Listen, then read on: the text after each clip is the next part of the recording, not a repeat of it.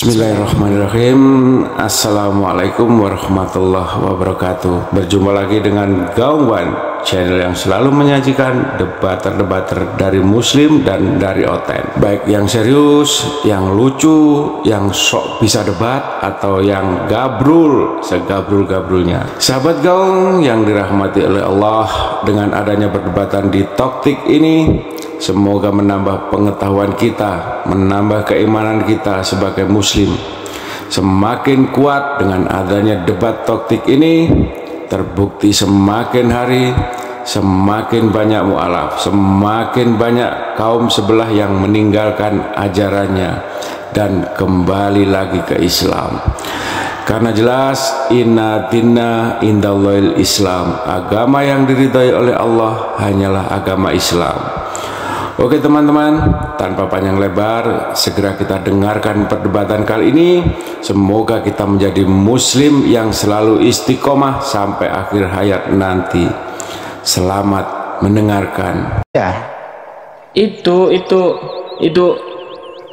Yesus kan sudah ada waktu perjanjian lama juga, cuman belum diutus ke dunia, belum Yesus itu inkarnasi ke dunia. Yesus sudah tidak ada, dengerin, Yesus sudah tidak ada di muka bumi. Baru perjanjian baru itu dikumpulkan di kanon, dipilih-pilih yang mana yang masuk, yang mana yang tidak. Yesus tidak mengetahui itu. Oke, paham sampai sini? Begini Bang ya, saya tanggapi tadi Al-Quran yang membenarkan gitu ya, dari perjanjian lama kami orang Kristen. Kalau menurut saya itu nggak masuk akal. Memang benar dari perjanjian lama ada yang kata jorok. Oleh sebab itu makanya ada yang jorok-jorok dulunya, ada yang menyembah berhala dan tidak berkenan di hadapan Tuhan. Makanya Tuhan Yesus itu turun ke dunia meluruskan manusia, karena manusialah yang diselamatkan. Makanya Tuhan itu harus memberikan manusia gitu. Bro, dengerin dulu baik bro. Kau ngomongnya nggak interaktif, interaktif dikit kalau ngomong gitu loh, nyambung dikit napa? Coba anda, saya belum ngomong loh, udah ngomong. Coba anda cek di perjanjian baru, begitu ya. Di situ yang memenuhi Wahyu, mimpi Yohanes dan surat Paulus. Menurut anda, apakah Yesus tahu isi surat Paulus? Pernah konfirmasi atau tidak? Pernah B tidak? Dari surat Paulus, Yesus tahu itu. Begini Pak, Paulus itu dulunya dia memang bukan orang Kristen. Saya nggak nanya ya, sejarah Paulus, suratnya itu loh. Yesus tahu nggak surat Paulus ada atau tidak? Maksudnya ini? Tahu, itu jawabnya gampang kan? Apakah Yesus pernah membaca surat Paulus? Ya, tidak pernah. Ngerti nih. Tidak pernah. Tidak pernah. Apakah Yesus? Dengerin, tidak pernah. Yesus itu adalah Tuhan lewat. Apakah Yesus pernah? Gitu loh. Apakah Yesus mengenal surat Paulus?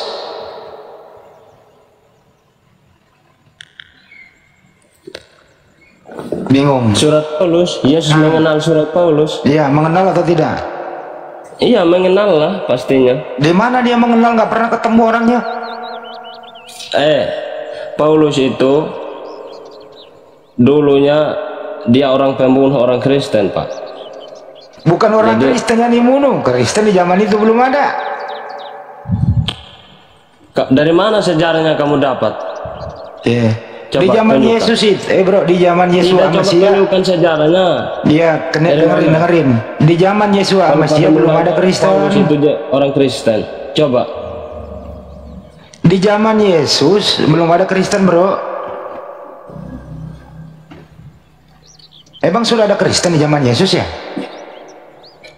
Loh, di mana sejarahnya kalau tidak ada Kristen? Alhamdulillah udah bagus ya. ini Bang. Coba Bang Joma ini ada nih. Assalamualaikum kembali Guru Anda. Iya silakan. Jadi begini lah Bro ya, di zaman Yesus Masih belum ada Kristen. Pertama kali Kristen itu, yang disebut Kristen pertama kali itu pengikut Paulus di Antioquia. Pengikut Yesus tidak ada yang Bukan disebut begitu Kristen. Pak. Bang Juma, dengar dulu. Bukan begitu. Dari mana sejarahnya itu? Sebelum di zaman Yesus tidak ada Kristen. Justru lah orang Kristen ini Kristen yang diselamatkan. itu, Makanya Yesus itu berinkarnasi menjadi manusia, turun ke bumi, begitu. Masa kamu bilang nggak ada orang Kristen? Itu. Emang Islam semua dulu? Belum. Nggak. Kristen itu. Saya pengen tahu di luar sejarahnya Yahudi. itu zaman Yesus nggak ada Kristen. Loh, Kristen itu di luar Yahudi. Sementara Yesus mengajar selama 33 tahun spesial hanya untuk Bani Israel. Bani Israel itu murid-murid Yesus. Orang Kristen itu adalah orang Roma, orang Yunani. Di Antioquia lah Kristen itu pertama kali muncul, pengikut Paulus. 1 Korintus 11 nomor 1, jadilah teladanku sebagaimana aku ini juga adalah Kristus. Jadi di dalam 1 Korintus 11 nomor 1, Paulus mengaku Kristus, Paulus mengaku Mesias. Jadi Kristen artinya pengikut Kristus. Kristus yang dimaksud bukan Yesus, tapi Kristus yang dimaksud adalah Paulus. Coba Anda baca original teks daripada 1 Korintus 11 nomor 1. Baca juga Kisah Para Rasul 24 nomor 5. Paulus itu adalah tokoh dari Kristen. Terus kemudian Galatia 2 nomor 8, ya, Galatia 2 nomor 14, sorry. Di situ dikatakan bahwasanya orang-orang yang tidak bersunat adalah orang yang hidup secara kafir. Sedangkan murid Yesus bukan orang kafir. Kenapa? Murid Yesus semuanya adalah orang yang bersunat. Sedangkan Kristen adalah orang yang tidak bersunat. Berarti Kristen itu adalah orang kafir menurut Galatia 2 nomor 14. Dan orang kafir itu adalah orang yang tidak bersunat. Sementara pengikut Yesus tidak mungkin masuk ke bait suci kalau mereka tidak bersunat. Berarti pengikut Yesus pada mulanya bukan Kristen, tetapi adalah Bani Israel yang menjalankan milah Abraham, bersunat, nyembah satu Tuhan, dan mereka sabat, bukan mingguan. Gitu Bang. Lanjut. Parah ini Oten ini. Di zaman Yesus ada Kristen. Jadi maknya Yesus Kristen dong. Waduh payah lu. Ayo Hani. Kristen itu orang Roma Yunani. Iya, di kisah 11:26 kan mulai di sana Antioquia. Kagak ngerti ini bocah ini. Iya. Pak Don, bantuin tuh si Hani, malu-maluin Kristen kalau ngomong kayak gitu Don. Halo, sambil makan nih. Katanya di zaman Yesus itu ada Kristen. Enggak ada. Yesus tidak mengenal Kristen. Ya. Yesus tidak mengenal Kristen. Yesus tidak membawa agama Kristen. Ya, Kristen itu muncul di Antioquia, betul. Memang dibilang Bang Suma. Ya, pengikut Yesus itu dikatakan Kristen. Ya, tapi Yesus tidak membawa agama Kristen. Itu kayak muncul agama Kristen itu karena pengikut Yesus dikatakan Kristen. Gitu. Kita kembali dulu tadi yang pertanyaan saya itu Bang, ya, itu yang yang di Alkitab, ya, nabi-nabi seperti Nabi Daud, Nabi Lot, ya kan, itu diceritakan terlalu jorok, ya, betul nggak? Jadi gini Bang. Iya betul. Ya gini Mas Suma, cerita Daud, ya, saya kasih tahu dulu ya, di perjanjian lama itu secara keseluruhan juga secara umum itu menceritakan tentang kesalahan-kesalahan kejahatan manusia, termasuk kesalahan-kesalahan juga yang dilakukan oleh para nabi. Nabi juga itu manusia, tidak sempurna juga. Seperti Nabi Daud, ya kan? Nabi Daud kan tuh raja yang dipilih loh, itu Nabi Daud yang menceritakan dari masa mudanya mengalahkan Goliat sampai dia diangkat jadi raja. Iya, tapi dia juga manusia. Istrinya banyak. Kores, bentar Kores. Kemudian Nabi Lut itu ya dikatakan di situ, keluarlah dari negeri yang akan dimusnahkan, Sodom dan Gomora, karena kota itu melawan Tuhan, kejahatannya di mata Tuhan besar. Dan keluarlah dia dengan anak-anaknya. Ya, istrinya diajak keluar tapi dia jadi tiang garam karena dilarang jangan menoleh ke belakang, istrinya menoleh ke belakang. Akhirnya dia tidak lolos istilah. Jadi yang akhirnya yang bisa keluar itu Nabi Lut dengan anak-anaknya. Setelah dia selamat dari murka Tuhan dari kota itu, anaknya dengan bapaknya, ya mohon maaf ya, bukan tujuan anak dengan bapak atau bagaimana, ini hanya untuk menyambung keturunan, karena saat itu tidak ada lagi laki-laki lain ya yang bisa membuat mereka keturunannya bisa berkelanjutan, hanya dia dengan anaknya, Bapaknya anaknya Nabi Lut. Iya, terpaksa bapaknya yang ngembat. Ya memang kejadiannya seperti itu. Kalau tidak ada keturunannya Nabi Lut, tidak ada Nabi Daud loh. Itu keturunannya loh Nabi Daud itu Nabi Lut. Jadi kalau memang kejadian itu bisa terjadi. Seperti kalau bicara tentang keturunan Adam dan Hawa, itu kan dari saudaranya juga itu. Jadi kita ada keturunan sampai sekarang. Iya kan? Jadi contoh juga kalau babi diharamkan, tapi dalam situasi tertentu bisa juga jadi haram. Kalau menyangkut masalah hidup dan mati, ini berbicara tentang kelanjutan keturunan Nabi Lut. Nah, jadi itu terjadi. Jadi benar, jadi anak dari Nabi Lut itu ya itulah keturunannya Nabi Daud. Jadi kalau tidak ada itu gimana coba? Nah, itu yang selalu yang dipertanyakan saudara Muslim. Kenapa? Apa tidak ada yang lain? Memang tidak ada, dijelaskan di situ, tidak ada laki-laki lain yang melanjutkan keturunan. Jadi jelas itu dicatat. Jadi Alkitab itu tidak menyembunyikan. Jadi kalau kita di Kristen, kalau bisa aja lah bapak-bapak gereja, sudahlah sembunyikan ini terlalu porno, ini terlalu, bisa aja. Tapi memang kenyataan real, nyata kejadian itu dia harus disampaikan, diceritakan.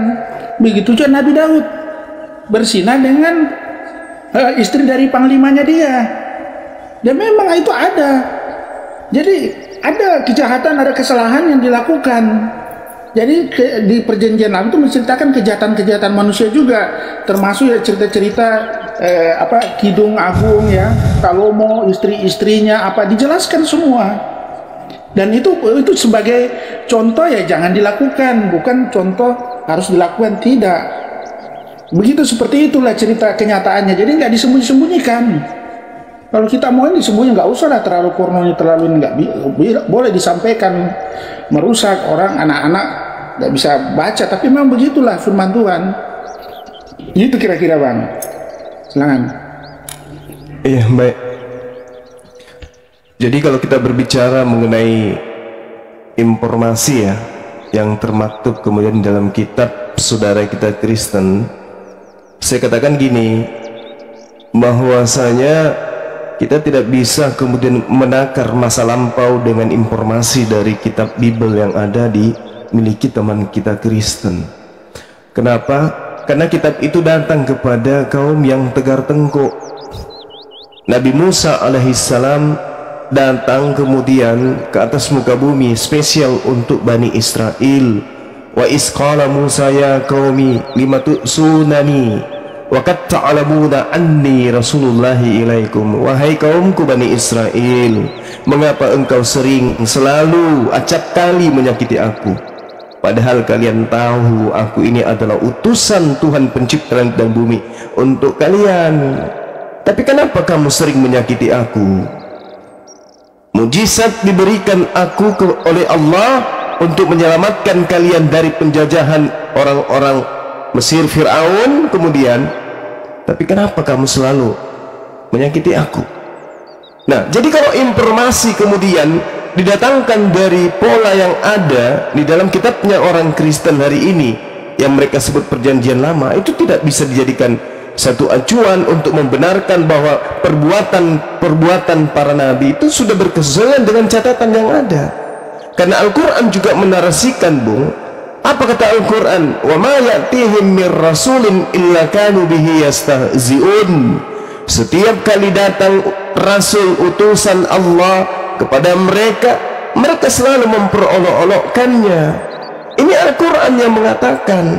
Berarti cerita-cerita yang muncul kemudian di dalam Bible itu adalah wujud kebenaran Al-Quran yang mengatakan bahwa mereka selalu mengolok para nabi, mereka selalu mengolok para rasul.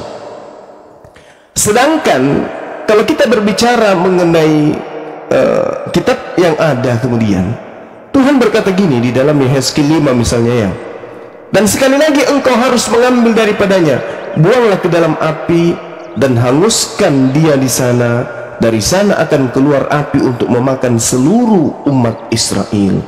Dan berkatalah kemudian Tuhan kepada mereka, inilah Yerusalem, di tengah-tengah bangsa kutempatkan dia, dan di sekelilingnya ada negeri-negeri mereka. Yerusalem sudah memberontak terhadap peraturan-peraturanku, lebih jahat daripada bangsa-bangsa lain, dan terhadap ketetapan-ketetapanku lebih jahat dari negeri-negeri yang ada di sekitar mereka, karena mereka menolak peraturan-peraturanku dan kelakuan mereka tidak selaras dengan ketetapan-ketetapanku. Jadi ini informasi yang sangat akurat bagaimana Tuhan murka kepada mereka. Kemudian kenapa Tuhan murka? Karena mereka acap kali kemudian menyakiti hati Tuhan. Hai anak manusia, ini Yehezkiel 16, kepada Yerusalem perbuatan-perbuatannya yang sangat keji. Dan katakanlah, beginilah firman Tuhan kepada Yerusalem, asalmu dan kelahiranmu dari tanah Kanaan, ayahmu ialah orang Amori dan ibumu orang Heti.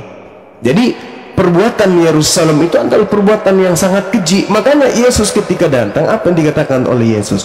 Yerusalem, Yerusalem, engkau yang membunuh para nabi dan melempari dengan batu orang-orang diutus kepadamu. Berkali-kali aku rindu mengumpulkan anak-anakmu, dan seterusnya. Celakalah engkau wahai ahli Taurat, celakalah engkau wahai orang Farisi, wahai orang munafik. Kamu membangun makam-makam nabi, memperindah tugu orang-orang saleh, dan berkata, jika kami hidup di zaman nenek moyang kita, tentulah kami tidak ikut dengan mereka yang dalam membunuh nabi-nabi itu, dan seterusnya. Bahkan Yesus menyebut mereka dengan apa? Keturunan ular beludak. Jadi tidak ada data akurat kemudian bahwa terkait dengan fitnahan atau cerita yang membahas tentang Nabi Lut, Nabi Nuh, Nabi Daud, Salomo dan seterusnya itu adalah informasi yang sudah akurat dan valid. Tidak ada data. Kenapa? Ya, yang terpenting kita pahami adalah yang datang di tengah-tengah kita ini melalui Belanda, melalui Portugis, masuk ke Indonesia, bukan orang Yahudi yang datang membawa, tapi Belanda, Portugis yang datang ke Indonesia, dan itu pun hanya terjemahan dalam bahasa Indonesia. Ya, kita tidak mengetahui aspek kebenaran yang sesungguhnya itu seperti apa. Makanya Al-Quran sebagai tolak ukur hari ini mengatakan bahwasanya mereka selalu menerima rasul, tapi mereka acap kali setiap menerima rasul hanya diolok-olok. Wa ma ya'tihim mir rasulin illa kanu bihi yastahzin. Dan ingat, rasul yang dimaksud ini termasuk Yesus. Yesus itu utusan Tuhan. Dia adalah Rasulullah yang datang kepada Bani Israel. Diolok tidak? Diolok, dihinakan, sangat dihinakan. Dikatakan dia adalah anak zina, dikatakan dia adalah anak yang kemudian dilahirkan dari hasil persinahan antara ibunya dengan tentara Romawi. Setelah itu apa selesai? Tidak, diajarkan lagi ke Romawi bahwa dia adalah Tuhan yang terkutuk di atas tiang salib untuk menebus dosa manusia. Jadi hinaan demi hinaan itu ditorehkan kepada para nabi, termasuk Isa atau Yesus. Dan apesnya kemudian Kristen dalam hal ini sebagai korban dari hasil jarahan yang ada di dalam ajaran Yahudi yang dijual kemudian ke Roma dan Yunani, Kristen aminkan. Orang-orang Indonesia Kristen aminkan itu. Padahal kalau kita ingin jujur, di dalam Matius 23 nomor 15 informasinya akurat di sana.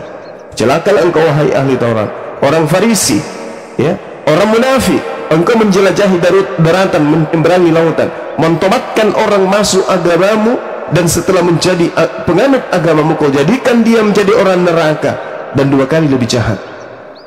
Nah ini dia, artinya agama Kristen ini adalah hasil olahan ahli Taurat, hasil buatan orang Farisi, hasil kerjaan orang munafik, yang mana kemudian memang akarnya berasal dari orang Farisi ahli Taurat, Kristen itu. Makanya kalau saudara mengatakan Kristen itu bukan agama, Kristen itu tidak diajarkan oleh Yesus, memang betul. Kenapa? Karena pola yang ada di dalam agama Kristen adalah pola yang tersusun dengan rapi yang diajarkan oleh orang-orang Farisi kepada Romawi dan Yunani. Makanya hari ini sudah 2000 tahun tidak pernah diakui oleh orang-orang Yahudi bahwa Kristen itu adalah agama benar. Selamanya Kristen itu disebut bidat, selamanya Kristen itu disebut Abodasarah, ajaran yang mereka sebut sebagai ajaran kafir, Abodasarah. Seperti itu Bang, silakan.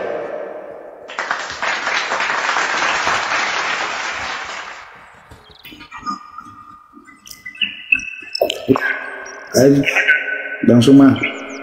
Ini siapa nih? Immanuel. Ustaz? Iya, Pak. Ya. Mau bantu jawab? Silakan. Ya, silakan saja Pak. Karena saya ini masih apa itu namanya kan udah berbeda apa namanya pengetahuan karena saya ini masih belajar kan. Oh iya. Ya. Gak apa-apa. Jadi gini. Bapak ini orang Kristen atau Muslim? Saya Kristen Bang. Iya, kalau perlu kasih apa namanya contoh sama abang ini yang ada di sebelah sini.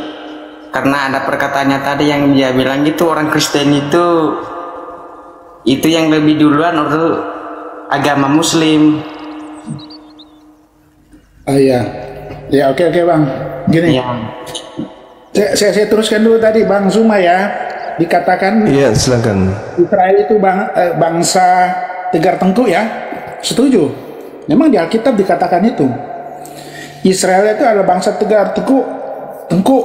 Maksudnya bangsa yang bebal, bangsa yang kurang setia. Ya, bangsa yang selalu melawan kehendak Tuhan.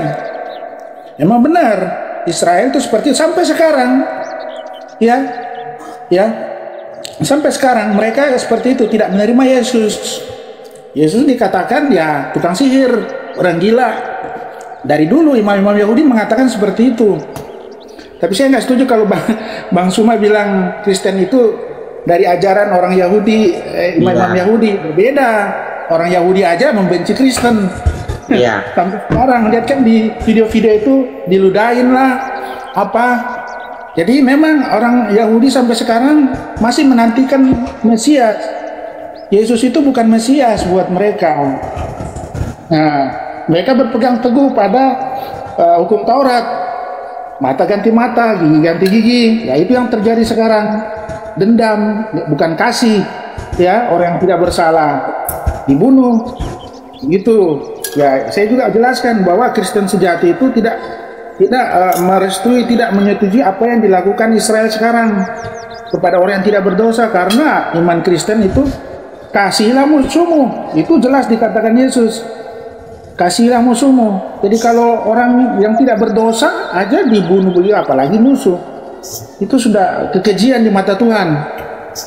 Jadi saya nggak setuju itu kalau ada Kristen yang setuju dengan apa yang dilakukan Israel. Ya, itu tidak sesuai dengan yang diajarkan Yesus, hukum kasih. Nah, jadi kembali lagi ke perjalanan umat Israel yang begitu tidak setia kepada Tuhan. Sudah hukum Taurat begitu keras, tapi mereka juga selalu menentang, ya kan? Jadi cerita-cerita yang dikatakan di situ, ya memang adanya bangsa Israel itu seperti itu, bangsa yang nggak setia. Ya, walaupun sudah dikasihkan tanah perjanjian, tetap juga masih menolak keselamatan itu yang dibawa oleh Yesus. Yesus kan tidak ada nama lain di bawah lain ini selain Dia. Nah, Jadi intinya saya kurang setuju kalau Bang Suhaib bilang Kristen itu dari ajaran orang Farisi. Yesus sendiri mengatakan orang Farisi itu ya orang munafik, itu mengajarkan hukum Taurat tapi tidak melakukan kehendak Tuhan. Itu munafik tuh, orang lebih berbahaya itu daripada orang yang tidak mengenal Tuhan sama sekali. Lebih berbahaya orang tahu kebenaran tapi memutarbalikan kebenaran. Lebih baik orang yang jahat-jahat sekali akhirnya dia bertobat daripada orang yang tahu kebenaran tapi memutarbalikan kebenaran. Itulah orang munafik. Ya, seperti itu Bang. Jadi ya Kristen itu ya pengikut Yesus yang dikatakan Kristen. Yesus juga memang datang tidak membawa agama. Ya, dia hanya mengajarkan hukum kasih, membawa berita keselamatan dan kematiannya di kayu salib sebagai penebus. Itulah yang kita berbeda dengan saudara Muslim, karena bicara keyakinan itu kan jatuhnya subjektif, ya.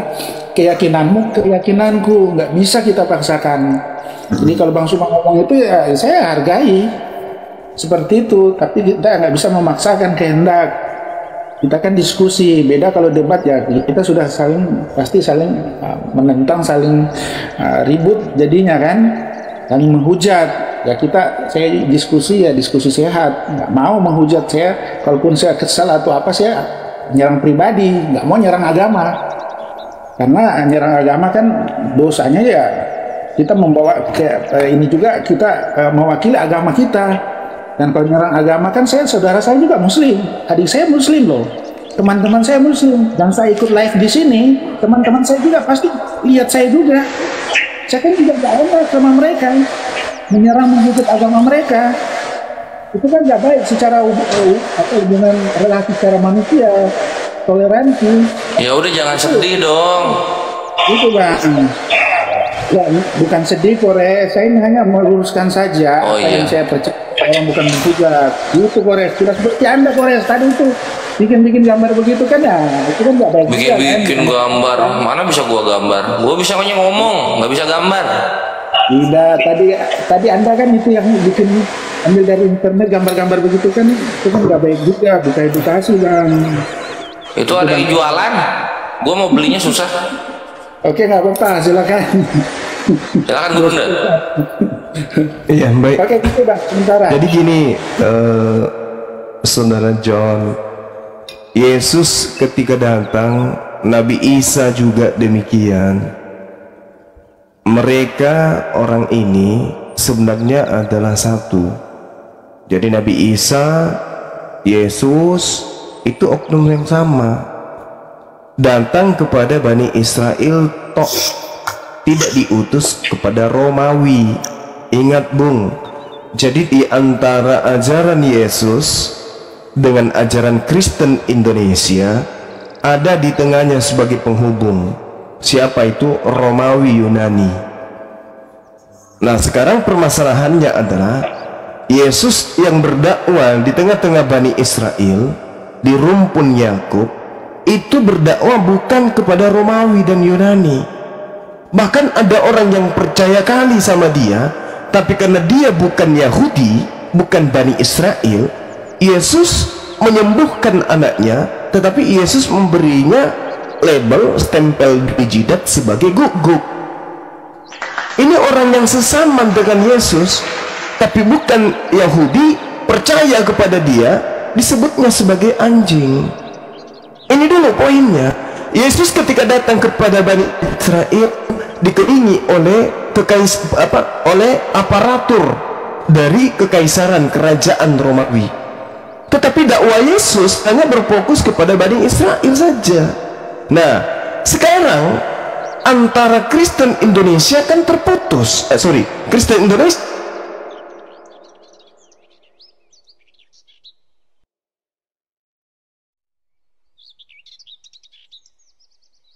kalau kita nggak cari, kita nggak tahu. Iya, jadi saya kan dari SD, SMP, SMA itu kan di sekolah Kristen, dan memang apa namanya ya iya Bang, lanjut Bang. Ya, dan tiap hari kita diajarkan untuk membaca Alkitab, namanya bacaan tahunan dari Kejadian sampai Wahyu tiap hari. Tapi saya menemukan di sana kok ada yang kontradiksi antara apa yang dikatakan Yesus dan juga apa yang dikatakan Paulus, dan juga asumsi para tokoh-tokoh gereja abad mula-mula, abad-abad 23 itu kan, abad 2 dan abad ketiga maksudnya. Nah, di situ saya ngulik terus, ngulik akhirnya saya juga beberapa kali koleksi beberapa Bible dengan berbagai versi. Ternyata beda-beda juga begitu. Dari situ saya mulai mengkaji lebih dalam. Akhirnya saya punya pandangan berubah dari yang awalnya Tritunggal jadi Unitarian atau Tauhid sesuai pandangan Arius kayak gitu. Tapi perbedaannya pandangan Arius masih mengakui Yesus tersalib kan, seperti itu. Nah, saya kemarin mengambil keputusan gini Mbak. Jadi di saat 2,6 miliar umat Kristen masih punya corak masing-masing, masih perdebatkan siapa yang Tuhan, siapa yang ini kan, mana yang masuk identitas Tuhan, mana yang bukan, kayak gitu kan. Nah, sedangkan 2,1 miliar umat Muslim walaupun beda pandangan tetapi mereka menyembah Allah yang sama, yaitu Allah Subhanahu wa taala. Jadi saya masuk Muslim ingin tenang di sini menyembah sama Pencipta, tidak mau berpolemik lagi siapa yang Tuhan seperti yang sebelum-sebelumnya gitu, Mbak. Iya, jadi nggak jadi beban pikiran kan? Iya betul. Ini Mbak, kalau kita main aman gini Mbak ya. Kalau kita main aman gini Mbak, kalau kita bicara ini agak ada perlu dipakai sih, tapi pastinya ini kalau kita bicara manusiawi ya, manusiawi kalau kita bicara akal sehatnya manusiawi, main amannya gini Mbak. Kalau seandainya Kristen yang benar, Islam ikut masuk surga Mbak. Tetapi kalau Islam yang benar, Kristen tidak ikut, kayak gitu Mbak. Jadi kenapa kalau Kristen yang benar Islam masuk? Karena Islam memuliakan Nabi Isa Al-Masih, seperti itu. Yes. Tetapi kalau seandainya Islam yang benar, Kristen tidak ikut. Kenapa dia tidak ikut? Kan dia menyembah pagan, seperti itu Mbak. Mungkin itu saja kesimpulannya dari saya. Kenapa saya milih Islam?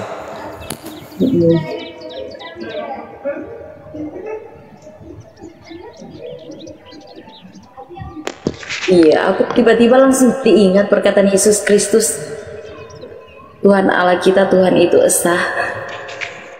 Udah ya? Matius 7 ayat 21 tuh gimana tuh Bang? Abang ada Alkitab nggak?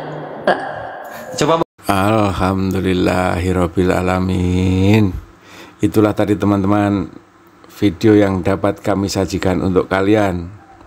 Intinya dari perdebatan tadi, kalian yang bisa mengambil baik dan buruknya, kalian yang bisa menilai isi dari perdebatan tersebut, yang mana yang patut dicontoh dan mana yang patut dibuang. Semua pilihan ada di tangan kalian. Akhirnya selamat beristirahat, selamat bersantai dengan keluarga. Salam Islam, salam satu Tuhan, jayalah Islam, jayalah Indonesia. Allahu Akbar. Akhirul kalam, wassalamualaikum warahmatullahi wabarakatuh.